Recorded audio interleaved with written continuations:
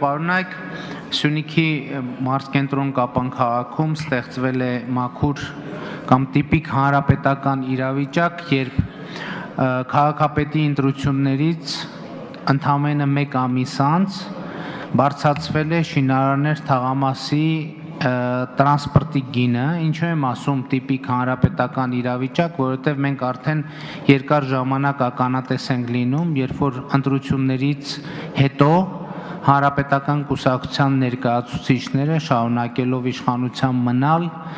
մեծ գնաճեր են ապահովում, ինչպես եղավ էլեկտրաէներգիայի եւ գազի սակագնի հետ։ Սույն հայտարարությամբ ես ուզում եմ ողջունել բոլոր այն քաղաքացիներին, ովքեր բոյկոտում են տրանսպորտի Շինարարներ թաղամասի տրանսպորտի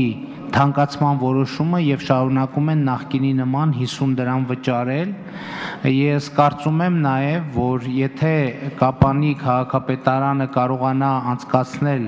այս որոշումը, այսինքն լիարժեք կյանքի կոչել, դրան կհետևեն քաղաքի այլ թաղամասերի տրանսպորտային սակագների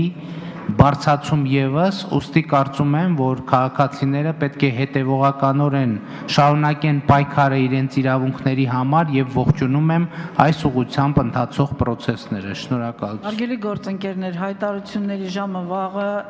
երեքշաբթի օրը ժամը 5-ից։ Մենք հիմա օրակարգն ենք քննարկում։ Տիկին Զարուհի Փոստանջյանը համեցեք։